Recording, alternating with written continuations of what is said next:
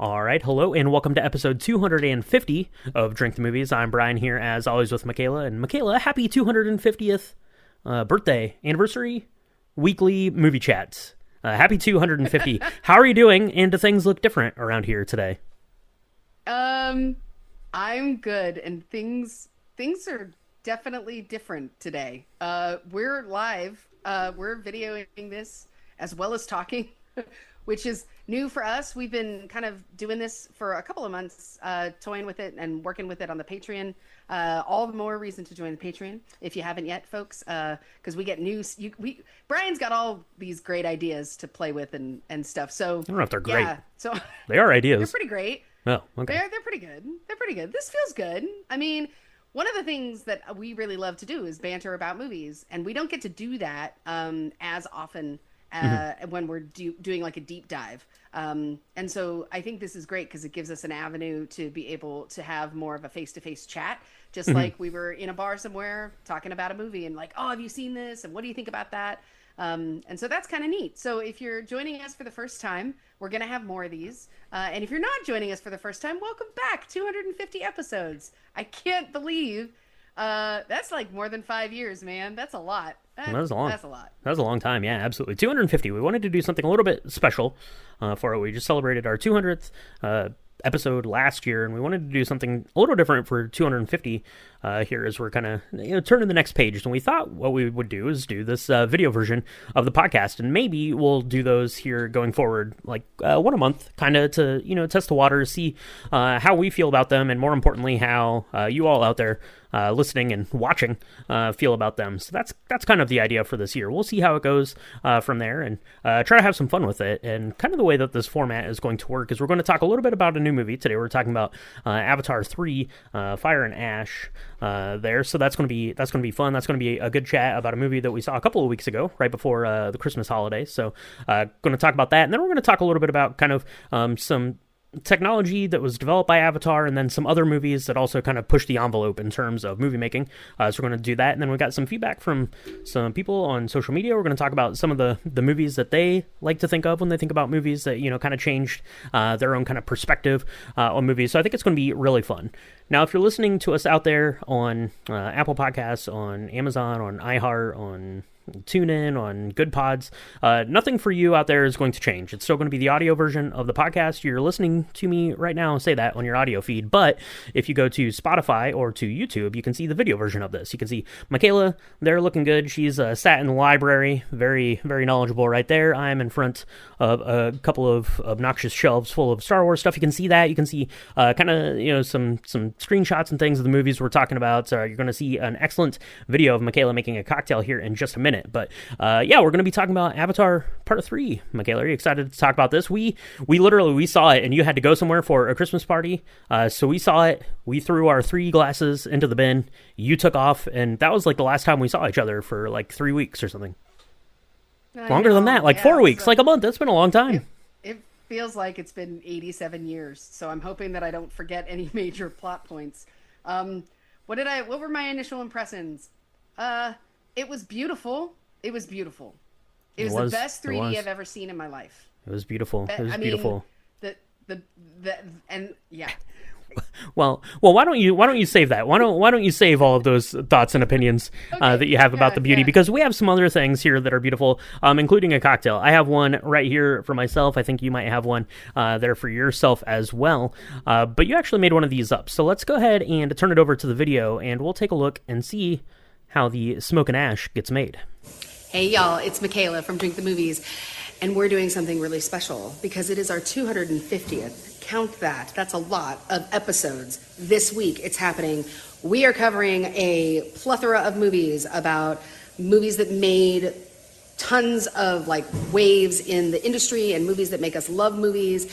And we're going to be talking a lot about Avatar, Fire, and Ash. And so we're going to make a Fire and Ash cocktail. It's going to be amazing. All right. What we're going to need, though, is some torch. We're going to start. This is just an orange. And I'm just going to torch this and make it real crusty looking.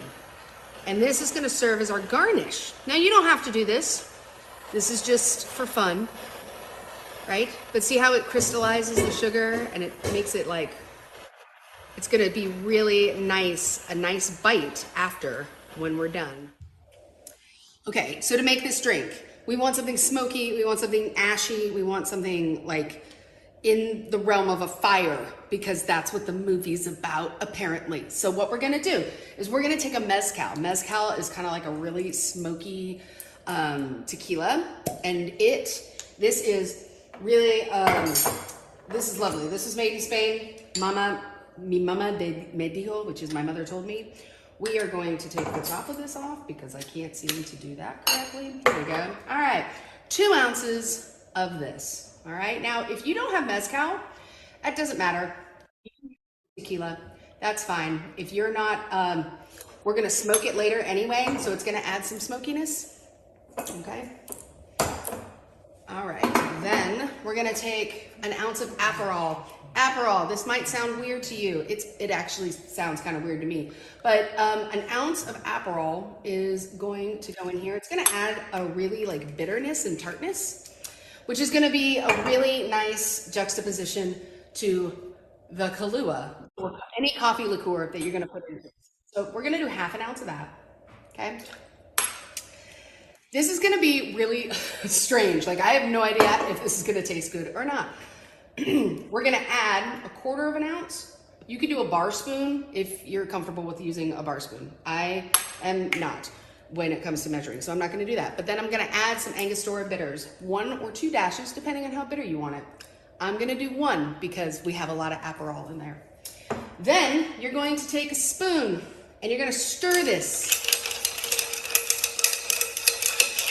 It's gonna make a really nice noise. Then you're going to put the top on. You're gonna leave the strainer open, and you are going to put it and place it into a rocks glass that's already got some ice. Look at that. Now, we are not done. Stay tuned. Okay, so we have our garnished drink, right? Now you could just drink this the way that it is right now. We're not going to do that because we're extra at Drink the Movies. What we have here is the coolest smoker I've ever seen. And we are going to place this bad boy right in here and smoke it. Now, special thanks to Jeff and John, friends of the pod, for letting me ransack their entire house for this moment. We're gonna turn on this fancy thing. I'm gonna try not to set the house on fire.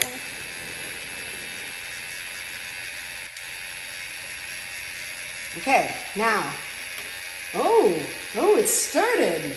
Look at that. I'm gonna let a little bit, there we go. Okay, so this like totally smokes the entire space. Look at that, Now this is very fancy. And we're gonna set this here. You wanna leave it there for just a little bit of time. Not like 30 minutes, like maybe 2 minutes, okay? So we're gonna turn this fan off. We're gonna wait for 60 seconds. You don't have to watch it. And then we'll be right back to taste. Some time has elapsed. A minute, maybe, okay? This thing is filled with smoke. I hope it doesn't put off the smoke alarms. All right, we're gonna lift it up. And then I'm going to take a sip. Look at how beautiful that is. Oh my God. Okay.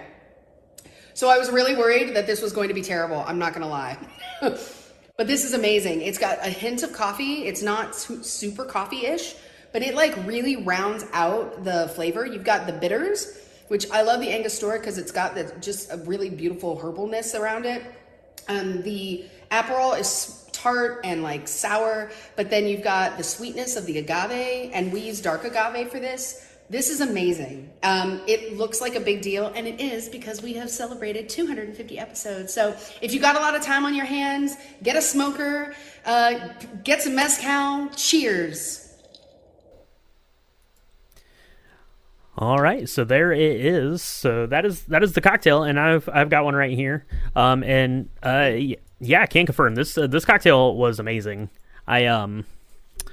I'm a big fan of Negronis, as we've talked about on the podcast quite a bit here, and I'm a big fan of having like a Mezcal Negroni, which is something I've done before, and I'm a big fan of making like a coffee Negroni, which is, adding a little bit of coffee liqueur to your Negroni there. But I've never done it where I swap the Campari for the Aperol. And I think that this is way better than doing it with Campari, because Campari is a little bit more bitter than Aperol. It's a little bit more medicinal kind of tasting to me. So this really lets the flavor of the coffee come through a little bit and kind of strengthen the bittering end there. But this was extra delicious. I didn't smoke mine. I did smoke kind of the orange peel there. That's the picture I took for our content this week. So I did torch that a little bit, so it got a little bit of smoke, but I got plenty of smoke kind of from the mezcal itself. But Michaela, you said you were concerned about this one when you first tried it, so you were surprised. So I love that.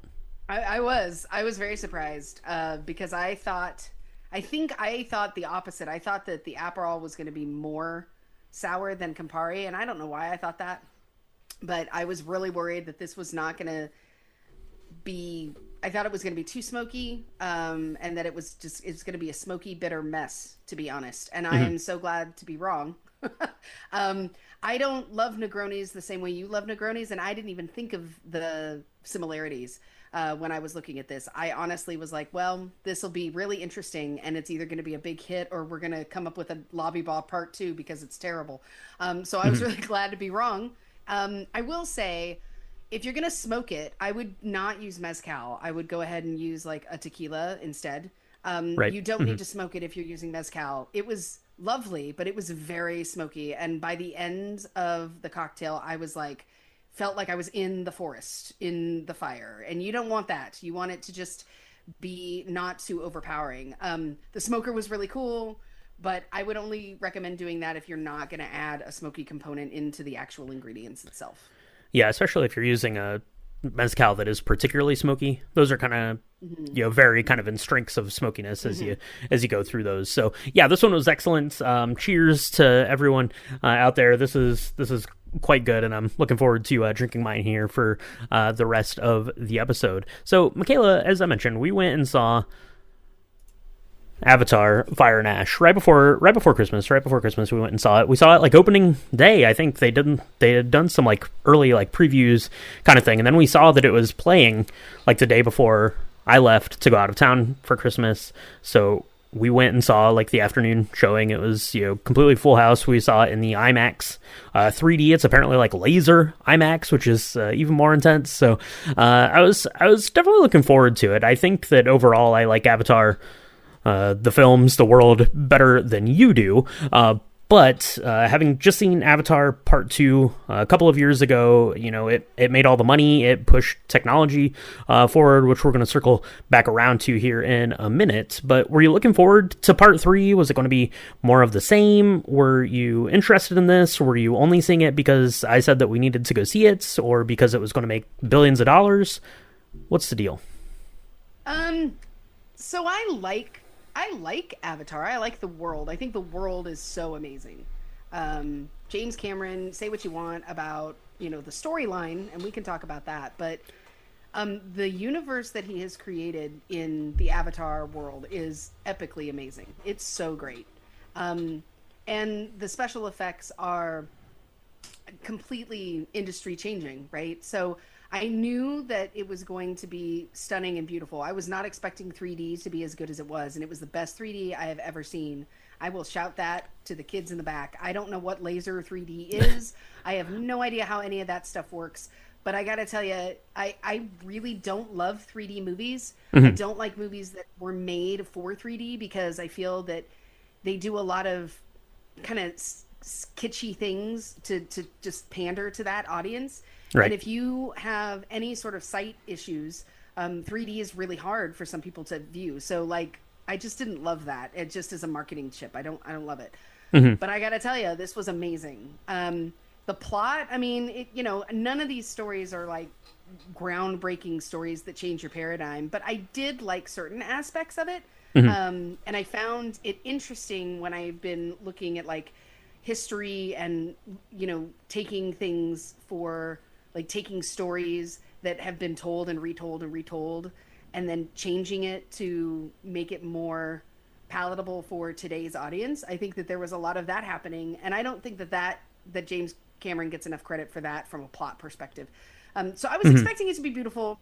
I was not expecting it to be, a groundbreaking story. But I was not. I was pleasantly surprised by how much I loved looking at it. Yeah. Yeah, I mean, it looked absolutely incredible. And you mentioned kind of the kitschiness, I guess, of 3D. And Avatar, the original one, I guess, bears some of the responsibility for that because, it comes out, it makes $2 billion or whatever it makes. And then you have, like, basically every movie then is getting, like, a 3D version of it, and it's only existing to, sell higher tickets. There are a couple of movies that really utilize the technology pretty well, and we'll talk about those here in a second. But, yeah, I mean, it was just, like, staggering the way that it looked. We'll talk about the movie itself here, but like it was just unbelievable, like how well it looked. We talked about Avatar, the Way of Water, a couple years ago when that one came out, and I remember like my big takeaway from like the technology piece of that was obviously the underwater stuff, which was kind of a new technology that's been used in some films now to that end, but just how like the depth, like the scope of like the depth of that world, like it just looked like, Pandora, like the ocean, it just went on forever. Like that was incredible. This one still did that. It still had that same kind of fidelity going back, but everything like from the opening frame of the movie is like flying out like into your face. Like it is wild. It was wild. And like it looks great enough. Right, everything's coming out. Those whatever those birds are called, the banshees, is that what they're called? So they're flying out of the screen. Looks awesome, right? They're like basically like flying around the theater, like right in front of you. But I was really like taken aback because some people like in a couple of rows in front of us got up to like leave to go to the bathroom or the concession stand or whatever, and they came back in to the theater, and it literally looked like they were walking through the scene of the movie because the 3D was so deep coming back on us. I was like, that's wild. It's like that old guy that just stood up is like there with like Jake Sully, like around this campfire, and that blew my mind. Like I don't even know how do you do that? It's the lasers. It just etches onto your eyeball, I guess. And we live in Pandora now. We live in Pandora now. Yeah. It was amazing to view, and I would watch it again. I mean, it is not a short movie; it's 3.5 hours, right?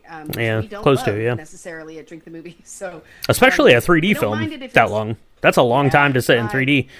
But I didn't have the eye fatigue that I normally do. We saw Tron in 3D a while ago, which was dumb. It didn't need to be in 3D. Tron itself was fine, but the 3D aspect of it was dumb. And then I just wore these glasses that hurt my eyes for 2.5 hours or whatever it is.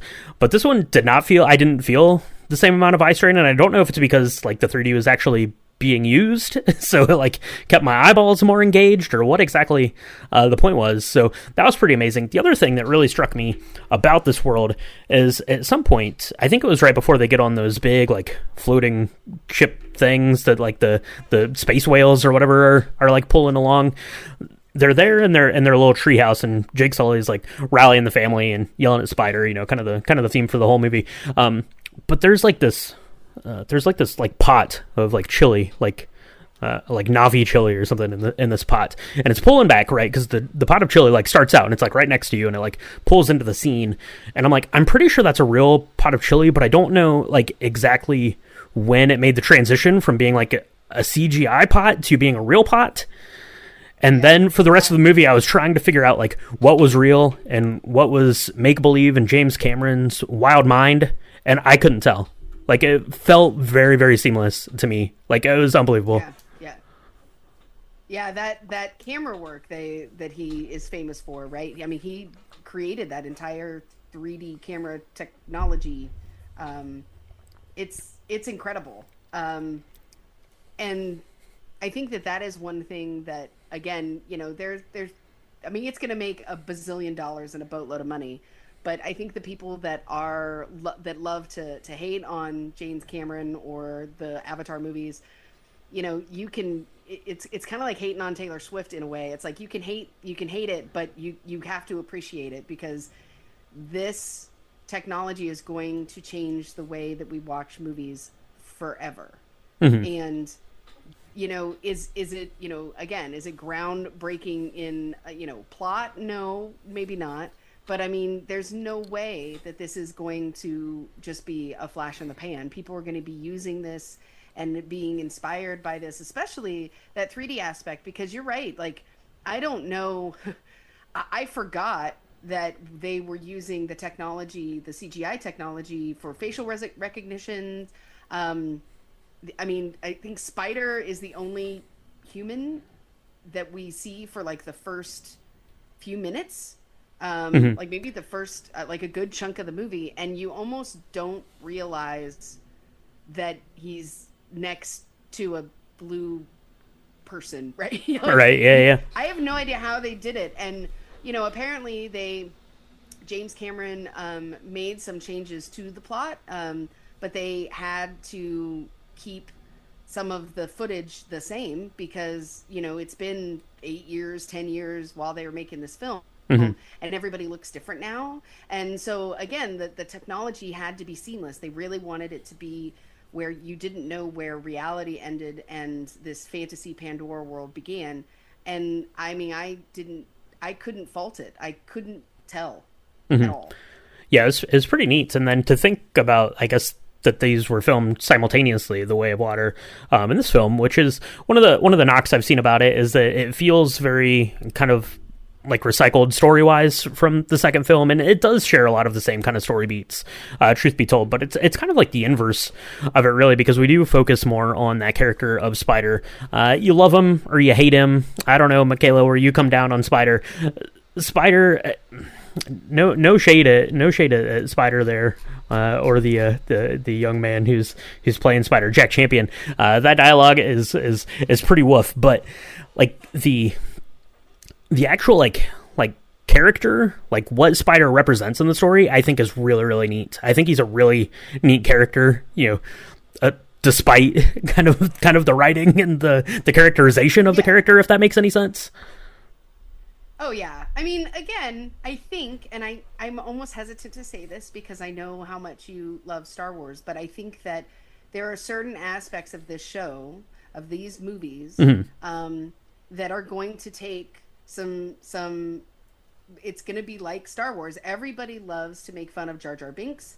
However, that was amazing. That no one had ever done anything like that before, where you didn't know who that was, and they were painting him into scenes, and I don't know how they did that, but it was incredible at the time, right? And so yeah, you might not love some of the script writing, right? But I mean, I think the story was kind of neat. It was a continuation, and to me, if you think historically about like a people native to a land, and there are some who are willing to stand up and fight to keep their land, to keep Pandora, right, free of human interaction. And then there are some that are willing to go ahead and partner with the humans to eradicate other tribes within that space.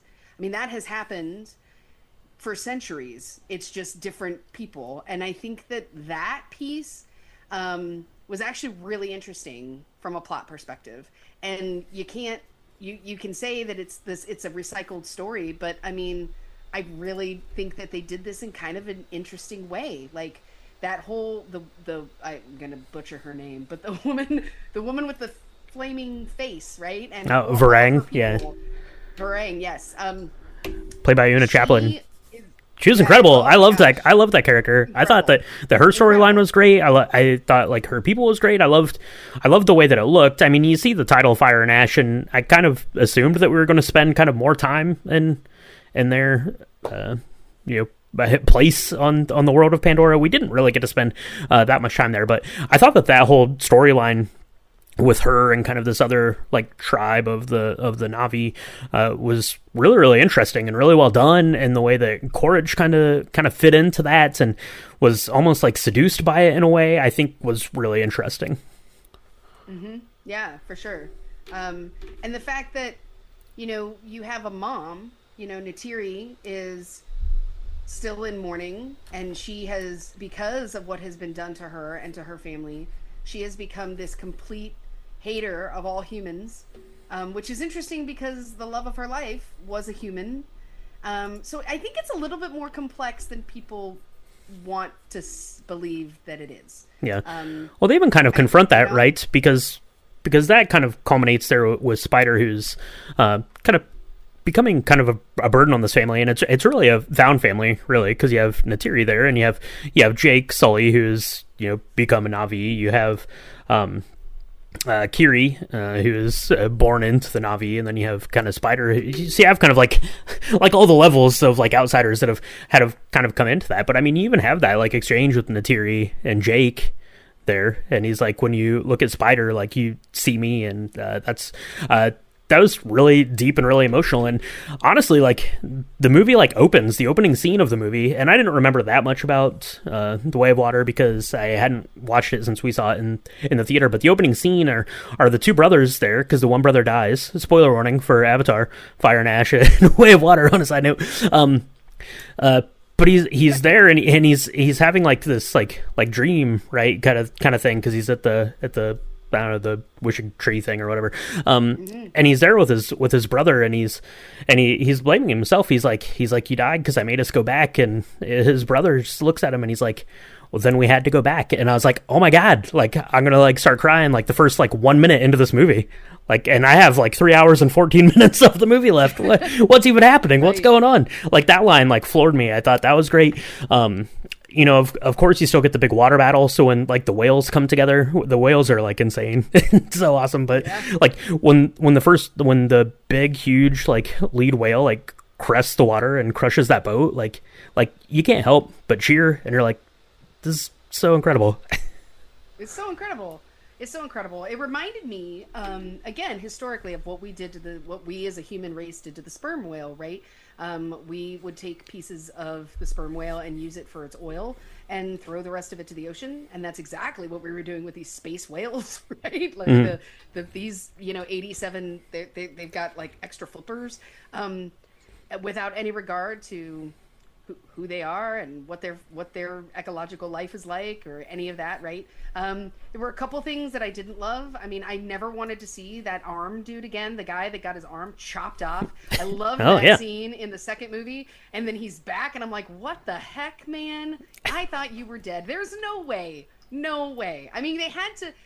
And that is probably my biggest critique of the whole thing from a plot perspective. Is it was like, okay, you should find their way to figure this out. Like Spider, they had to keep him alive, but they had to come up with some sort of way where, he is not able to breathe the air, and then, and then he is able to breathe the air, and it's like, okay, I don't know about that. But certain things like that where it was like, come on. I mean, even in the second movie when they brought back the general, and I was like, really? He totally died. Like, what are we doing here? Well, you're in space like 6 trillion light years away or whatever. You only have like, this is the group of people you have for your movies. Right. You can't just bring someone in, right? They have to have some time to get there. So, yes. So I don't know. Closing thoughts for me.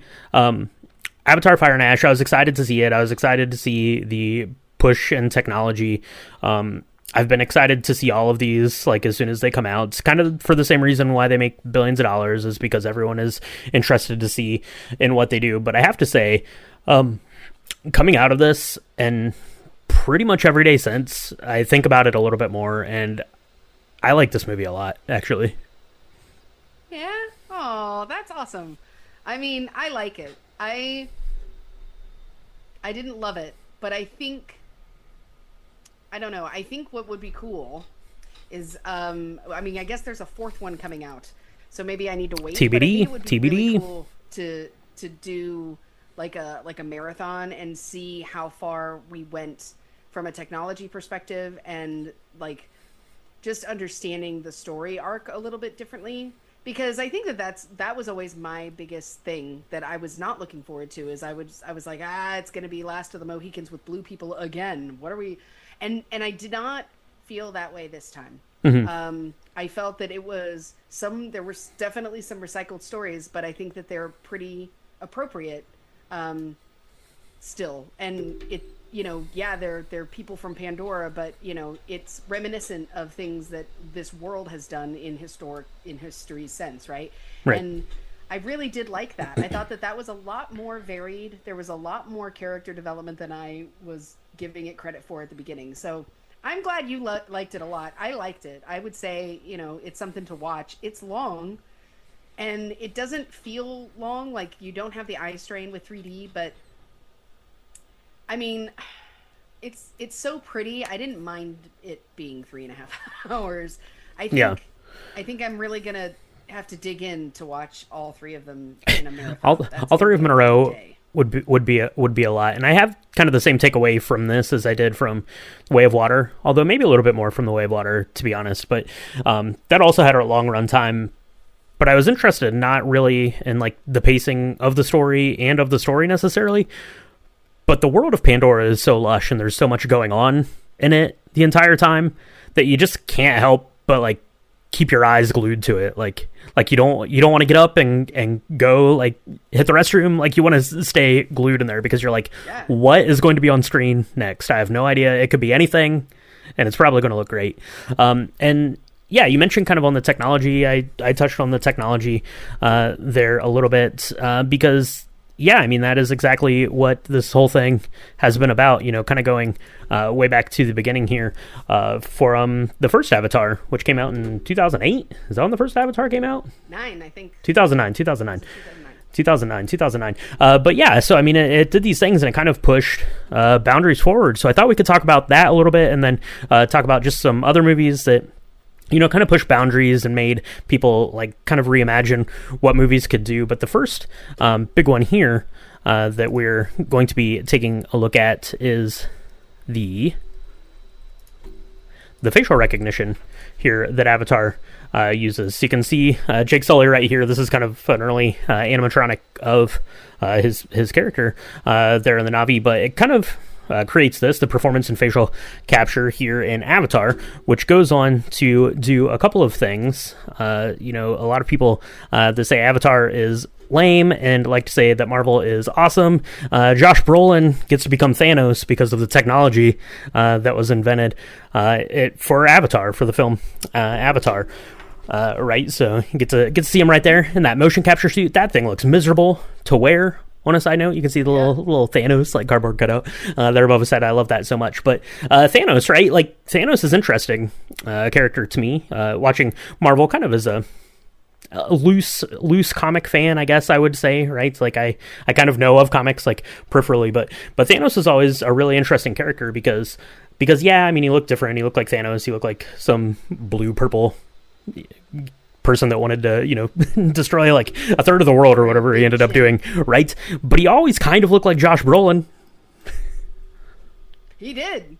He always did. I mean, I don't know. I mean, I think that when you think about that facial kind of performance technology, I mean, you think of Gollum, right? Or at least I do. Peter Jackson's Lord of the Rings, and that was insane. Like, I remember, you know, Andy Serkis was just amazing, and he never got enough credit. He didn't get any like Best Actor award or anything like that. But how hard would that have had to have been, right? Because that was even before Avatar, right? I mean, that turns 25 this year. So, I mean, just piling on to that technology to bring us these characters and that attention to detail.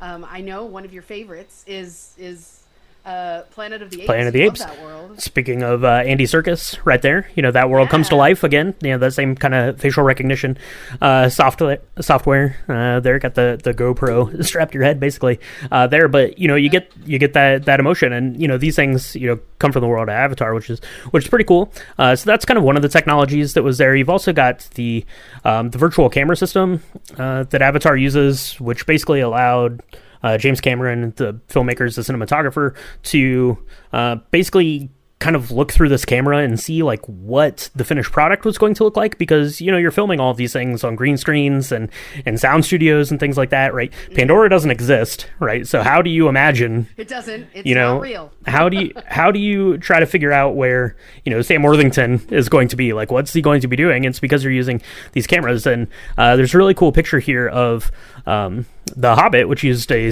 very similar thing Weta did, but to show like what like that layout's going to look like. So when you're filming something, you can kind of see like where things are going to be here in frame, because if you don't know where smog is going to be in the final thing, and then it helps you streamline the way that the movies are made and stuff like that, which is pretty cool. Then obviously the 3D is the other big one here. We'll just mention these real quick because there were a couple of big hitters here that used the 3D to pretty great effect in some very critically acclaimed films. So you have Hugo here, which I never saw, but apparently used 3D really well. Was nominated for Best Picture. Was nominated for Best Director, Martin Scorsese, right there using this big giant 3D camera there. That is pretty awesome. And the other one being Life of Pi, Oscar nominated there for Best Picture. I believe both of those won the Academy Award for Best Visual Effects.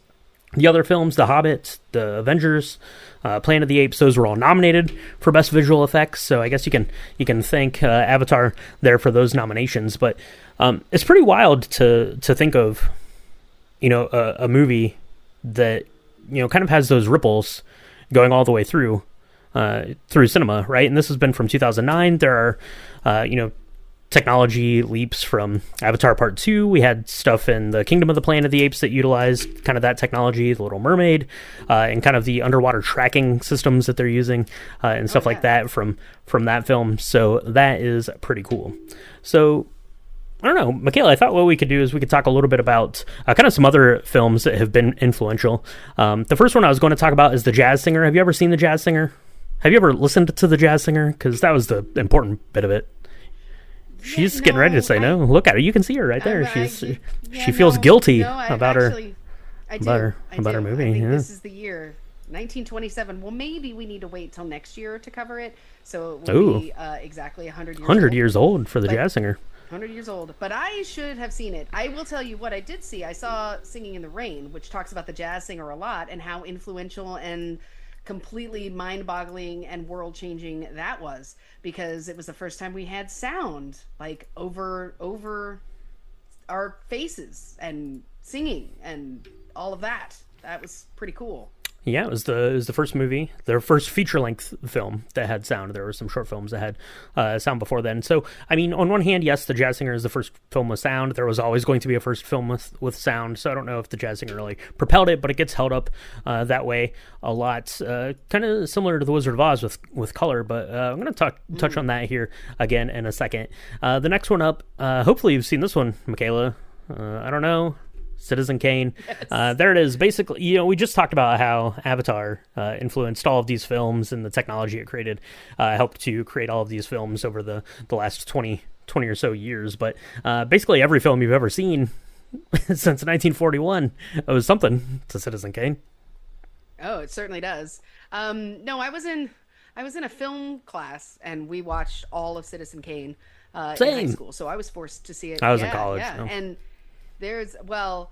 I remember a couple of really amazing shots, and one of which is this, they're in a office, and you think these windows are tiny behind this guy, and then he walks out, and the way that they shoot it, you realize these windows are enormous, and it's so cool. I mean, this was 1941. This is older than my dad. I mean, shout out to my dad. Hi, Dad. But it's...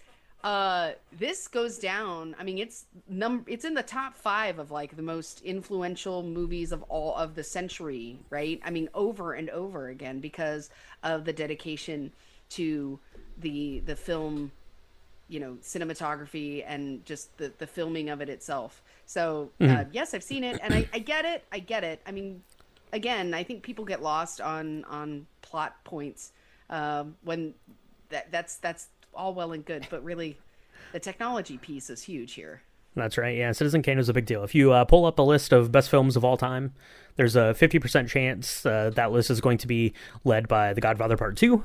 There is a 50% chance that is going to be headed up by Citizen Kane, but Godfather Part 2 arguably would not look or feel the same if Citizen Kane didn't do what he did there with that film. Let's talk about one you threw on the list here, Michaela. That is Psycho. That one is a really good film. It's doing a couple of things in terms of filmmaking and changing the way people look at it, and the big one is changing the way people look at narrative, because you get a couple of different points of view for this, and actually the point of view changes over the course of the film, right? You go from Vera Miles' character there to Anthony Perkins' character there as kind of the lead point of view, and that was kind of one of the earlier times that this has happened in a film, so really influential there. But what is it about Psycho that really speaks to you when you think about things that are monumental in terms of film history, filmmaking, the way you look at films? Yeah, so this is, the shower scene, and we should say spoiler if you've not seen this. Spoiler for Psycho from 1960. If you've not seen it in the last 65 years, we talked about it. You can go listen to that. We did talk about it. We had a good time. The cocktail was nice for that too. This movie scared the bejesus out of me, and it did it without you knowing what was happening. You really do believe that Norman Bates has a crazy mom who is on the prowl killing everybody. I mean, you really do believe that. The shower scene is incredibly graphic without being graphic. I mean, this was in 1960. We weren't allowed to see any nudity at all, right? I mean, it was a huge deal that she's in a bra at the beginning of the show, right? Yep. But yet she is stabbed a dozen times, and the only thing you see is like this black and white, like blood falling in the tub, and then at the end of that scene when she finally dies, her eye, there's a beautiful scene where the drain becomes her eye, and she has to, I mean, there was no CGI. She had to sit there and like keep her eye open and not breathe and not move for I don't know how long. And I mean, it took me an hour and a half to make the cocktail yesterday, and that was 5 minutes of take. I have no idea how long she was able to do that. Yeah, amazing. And then at the end of the film, when Norman kind of looks up and he's like, she wouldn't hurt a fly, and like it's got this overlay of his mom's dead face, and then you see you hear the clinking of the chains of the car being pulled out of that river. And the real horror story is just begun, because who knows how many people and who knows what else they're going to find. They know we know what they're going to find in that trunk, but we don't know what else they're going to find. And it's just, I remember seeing this in 1990 on television, because you could see it on regular television, and I was just like, I was haunted. And it's all due to those shots. That was amazing filmmaking, and it made me love movies for sure. It's due to those. This whole list could have been things that Alfred Hitchcock did, probably, on a side note.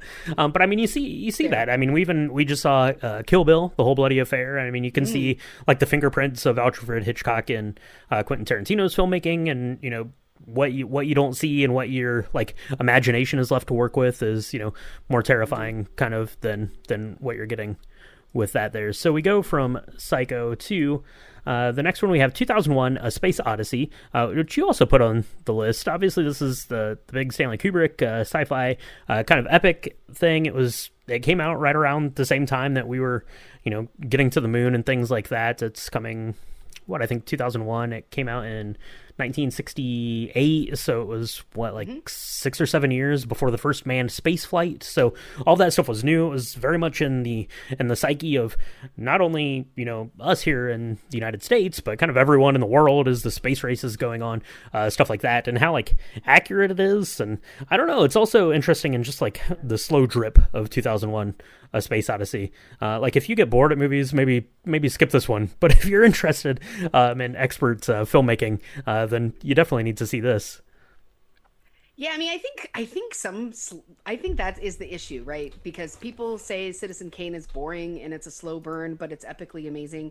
People can say that about 2001, but you're right. I mean, we had not been to the moon yet. Like we'd flown around it, I guess, but we had not been there. This came out a year before, and there's so much in it that is true to now space missions, flight missions that we have at the space station, right? And it's like the food that they ate and the way that they create gravity, and then AI, like the fact that this computer is going to make decisions for you whether you like it or not. I mean, that's terrifying, and we're living that now. I mean, it's I really loved this, and then it also the idea that it's it's something bigger than what it is, because there's so many layers to this movie, right? And you see it for what it is, which is this weird space moment film that's kind of a thriller and scary in that way, but it's also something much bigger than that.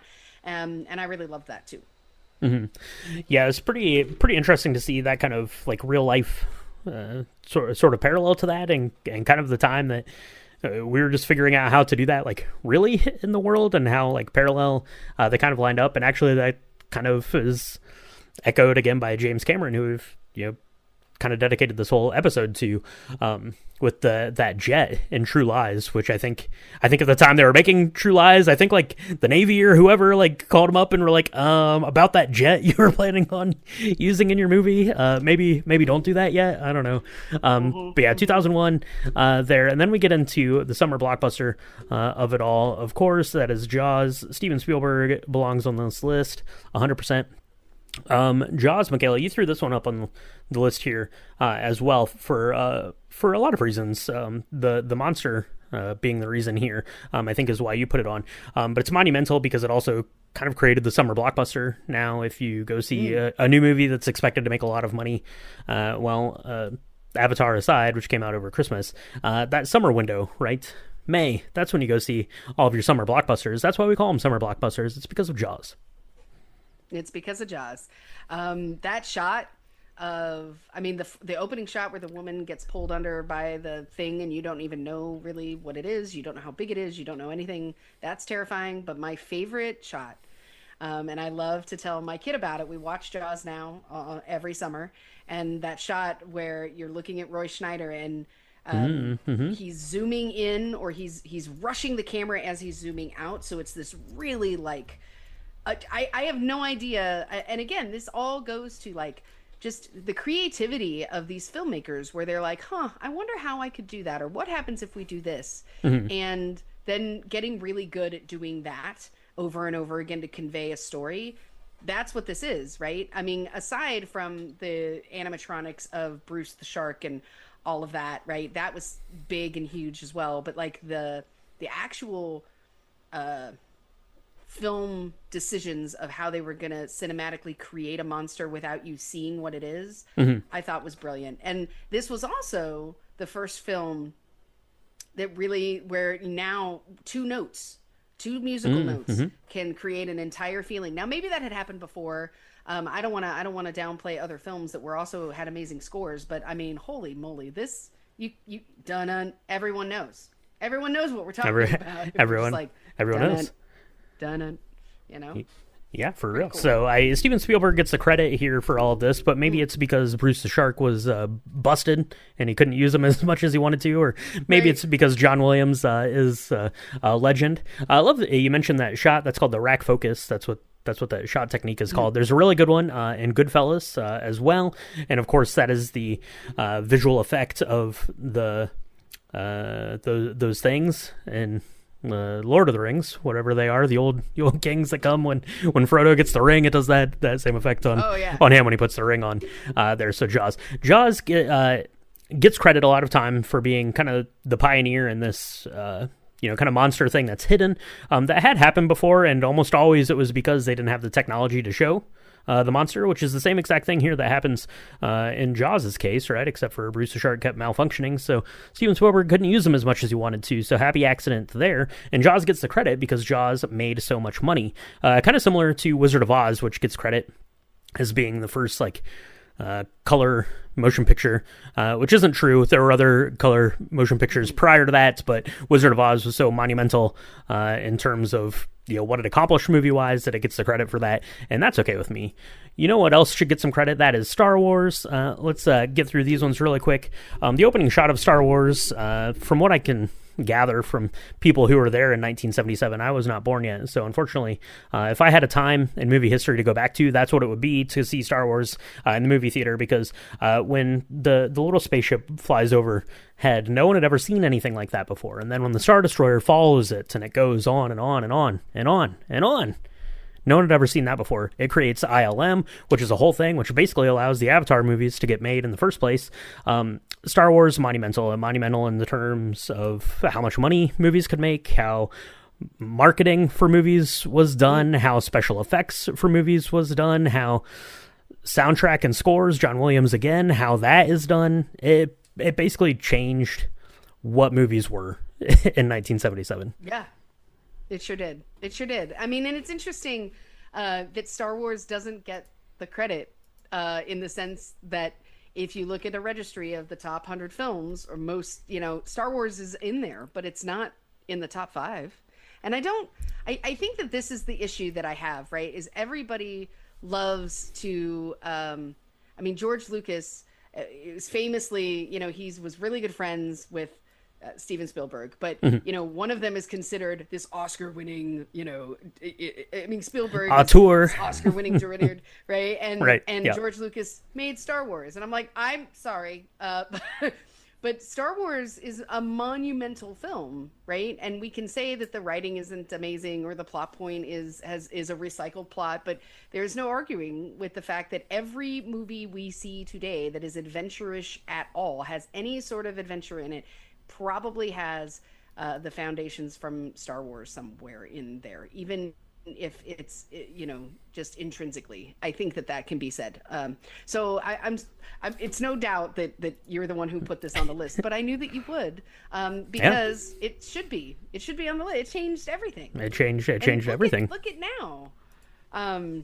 I wish they would do a documentary, if they could go back at all and find any footage of people coming out of the theaters, just to, kind of show people what it was like in that time. Because I think that we're so spoiled now. Very few things really shock us as an audience, right? I mean, I think something similar to that would have been like the opening scene of The Matrix. We didn't talk about it. That's not on our list here. But like, I remember when we see what the Wachowski siblings do when Trinity gets up in the air and then the camera shifts while she's in the air. Sure. And everybody like gasps, but that's what it was like, Yeah. watching Star Wars for the first time. Yeah, absolutely. Yeah, The Matrix definitely could have been on this list, 100%. Big. Because, there are those monumental things, and, really they're kind of few and far between now, because, when, CGI becomes prominent in things, there's not really anything that we can't see in movies anymore. And, movies do it to varying degrees of success, of course, but it's hard to now, maybe Avatar 3, maybe this was it, because I was wowed at moments in that film. I'm like, how are they doing this? Like, I was genuinely taken aback by it. But even seeing your big, current Star Wars films or Marvel films or whatever, like, there isn't anything that I can see in those films that really are surprising to me at this point. But the last one we're going to talk about here, because this one was surprising in a lot of ways to a lot of people, and it kind of changed animation in a whole studio here, is Toy Story, which comes out in 1995.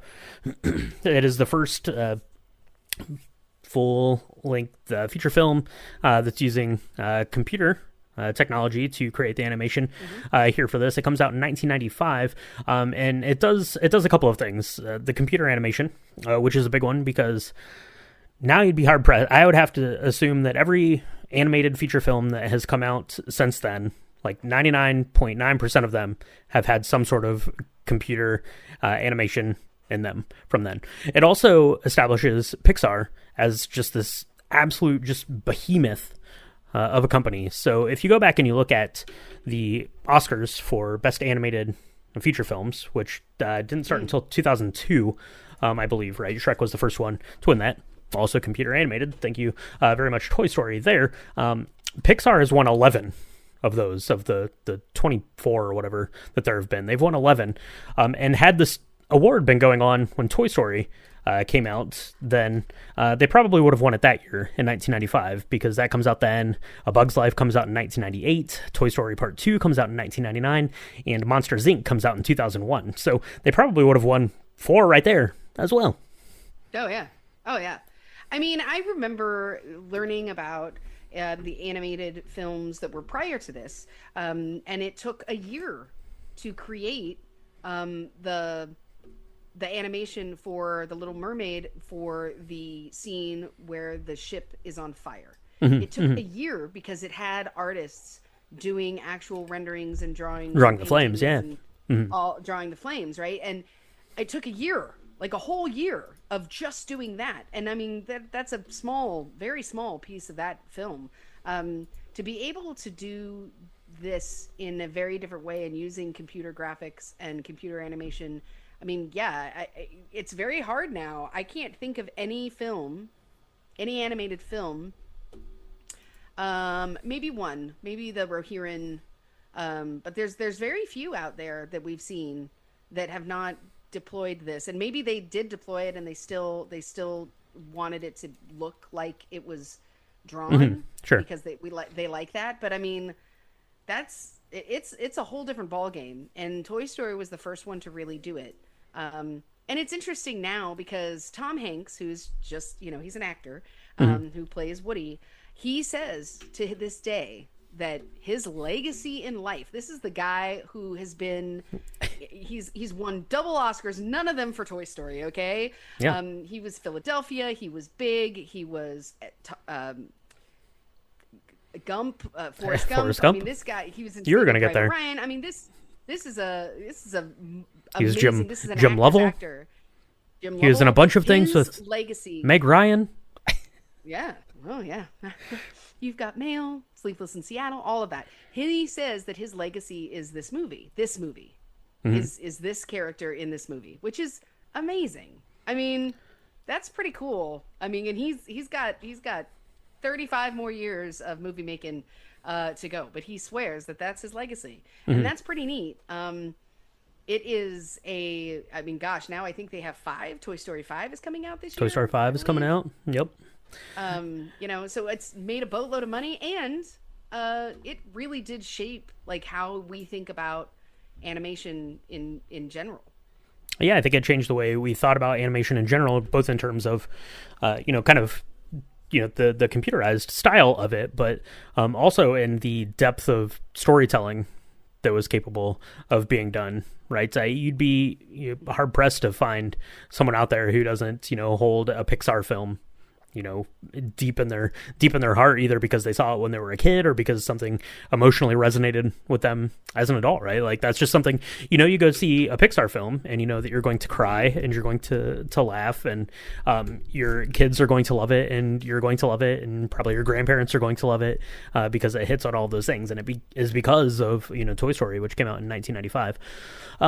So that kind of wraps up our part here about influential films. I wanted to throw it over to our Instagram and Facebook because we've got a couple of comments here from people who were kind enough to send in kind of the movies that they thought of. I put the question out on Facebook and Instagram and on Blue Sky, so if you're on there, please respond to these so we can talk about them on future episodes. But the question was, what movie made you really love movies?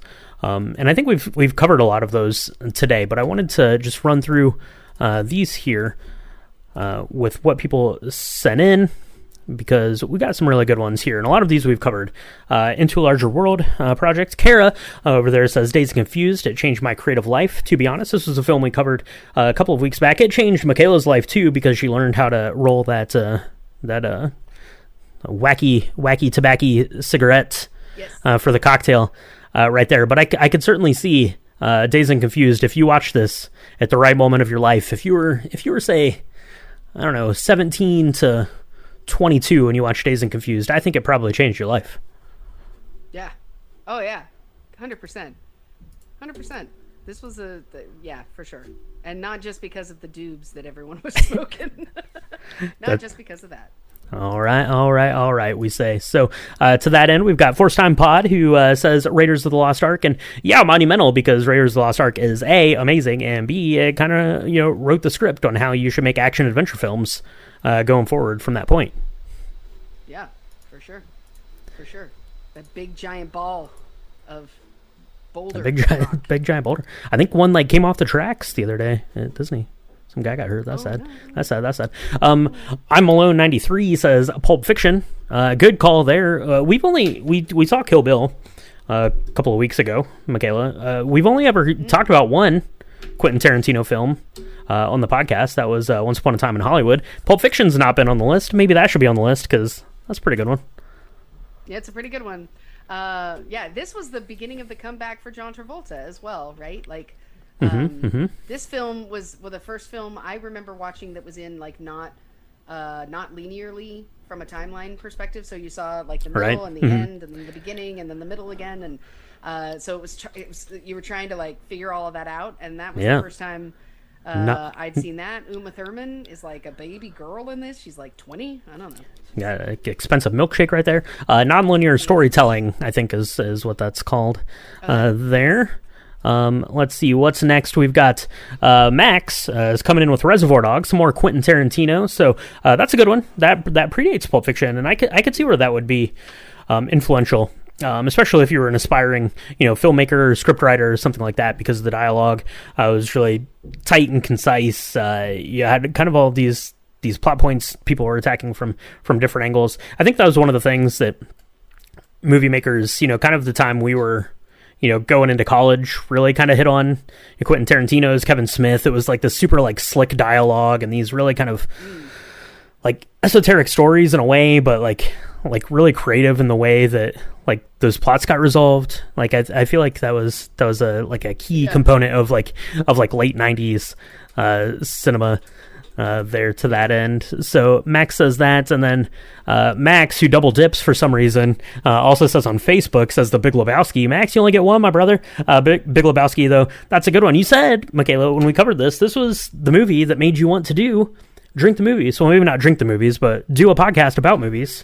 So it apparently inspired you as well. It did. And look at the dude. Look at the dude right there. Look at the dude. You hated it. Oh my gosh. I was really afraid I was going to hate it the first time I saw it. Because the first time I saw it was for the podcast. And everyone told me that it was amazing for like 40 years. And I'm like, okay, it better be now, I guess. And it was. So better be. Yeah. No For the Boys, but it's pretty good. No, the first time I saw it, I hated it. I was too young. I think you talk about the right time to see a movie for it to actually have an impact and change your life. I think I was 18 when I saw this. About to go to college. I was like, I don't understand. There's a rug. There's a girl missing a toe. Like, what is happening? Ties the room together. And, come on now. It brought the room together, man. It did. Absolutely. 8-year-olds, dude.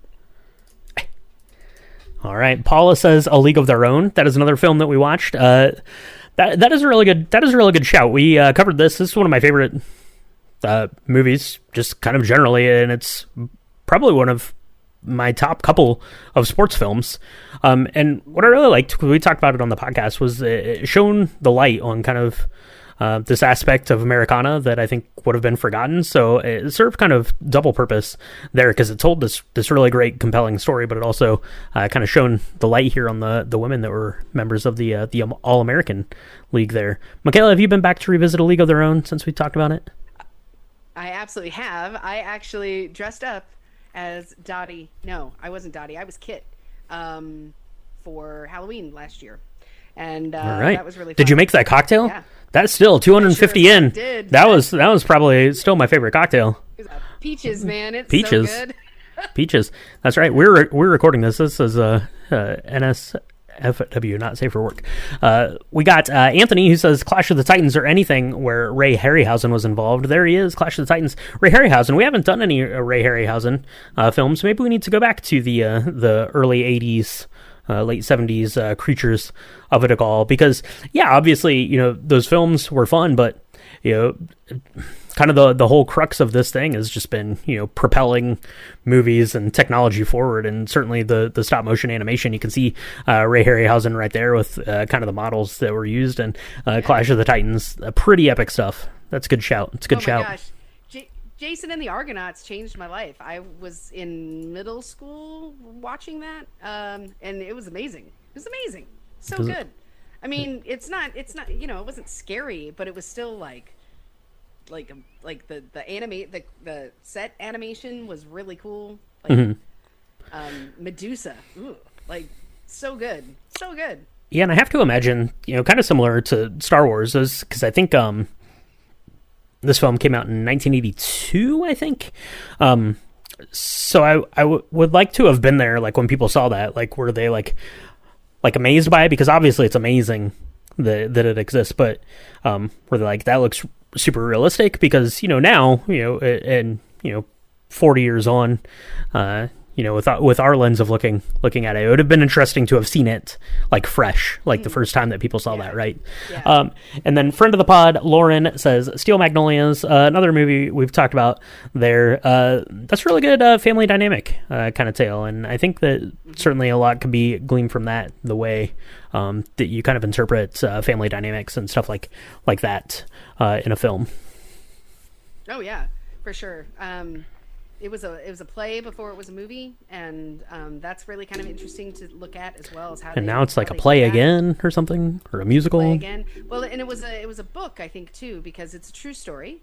And we covered this, and I really loved some of the things that we talked about with this. And the Shelby is also one of my favorite cocktails from 2023, which I think is when we covered it. So. The Shelby was a good cocktail. Was a good cocktail indeed. So thank you, everyone out there who submitted their movies. We definitely appreciate that, and it was a lot of fun seeing everyone kind of send in those comments. So those were done on our social medias. It's at Drink the Movies on Instagram, Threads, Blue Sky, and Facebook.com/Drink the Movies. So you can go check those out. Next month when we do our next video episode, we'll put out something else. I don't know what we're going to be talking about yet. We have to work out the new schedule, because now we're into the new year, so that's been exciting. So, Michaela, we did it. 250 episodes. We talked about Avatar. We talked about Psycho. We talked about Steel Magnolias. All the movies you think of when you think of a 250th episode, for sure. So, any hopes and dreams for the next 250? Hope people keep listening to us. I hope. Yeah, I hope people keep listening to us. I hope you keep wanting to do all the sound engineering that you do, because it's a lot of work. And we're able to say this because I'm on video. All of the stuff that you see is a Brian thing. I show up. I get to look cute, but I show up and I talk about movies, and I talk about drinks. It's the best job I've ever had in my entire life. All the hard work is done by this guy, that guy. Wait, there we go. Now, you made the cocktail video, but apparently you got to have about 9 cocktails, which maybe is why you had to make like so many cocktails. I don't know for sure there on that end, but someone has to do it. Someone has to do it. So that's going to wrap it up here for this episode. Hopefully you like the video format, because I think it's pretty fun. So we're going to be, like I said, doing about one of these a month. So, subscribe on YouTube, subscribe on Spotify. If you want to get the video version of the podcast, you can subscribe anywhere else. Michaela is going to tell you where you can do that here in just a second. So follow us on social medias. Let us know if you made up the Smoke and Ash. If you made up one of these, go ahead and let us know. Send us a picture of that. Let us know if you went and saw Avatar the day that it released. Let us know if you have like 3D burns in your eyeballs from seeing it. Let us know what you think about those movies. Let us know what you think about any of these movies we've talked about, or if you have another movie you'd like to throw in to consideration for movies that made you say, man, I really love movies. Let us know those on the social medias. Again, it's at Drink the Movies on all of those places. You can go to the website. It's drinkthemovies.com. That's where you get episode recaps. You get the cocktail recipes, you get pictures, links, all that stuff can be found there. Again, drinkthemovies.com. And one of the links takes you to our Patreon, patreon.com/drinkthemovies. That's where we do bonus content, hangouts, behind the scenes stuff, cocktail chats, all sorts of stuff. We love our patrons over there so much, and they keep the ship rolling here at Drink the Movies. So thank you so much to them, and Happy New Year to everyone, including you, Michaela. We got a couple episodes coming out every week, right? We do the Lobby Bar. We do these. We do video ones now, apparently, from time to time. So where can people follow along with the pod? You can find us on all the places where Spotify podcasts are supported and distributed. Places like Apple Podcasts, places like Spotify, places like Good Pods. If you're listening to us, YouTube, we're on YouTube as well. If you're listening to us or watching us, there is a subscribe button somewhere. I don't know. Look down there. It's probably going to be down there somewhere. Somewhere down there. Press that button. If you like hearing us talk about, all be videos, but some of them will. And thank you so much for listening to us enough for us to have 250 episodes, because you guys built this community. We just sit here and drink and talk about all the movies and music and video games that we love. And that's actually really cool. And we wouldn't be able to do it without your listenership. So thanks so much for all of that. It really keeps all the drink, the video games, movies, music love out there. And that's really cool. Absolutely. So that is going to wrap it up here for episode 250. Thank you so much for listening and watching. And we'll talk to you next time on Drink the movies. The movies. That wasn't too bad. We were pretty close. Not bad. 250 times, maybe. I need Avatar We'll to get keep there making eventually. money. So we get Avatar Part 4. That's what I want. I need it.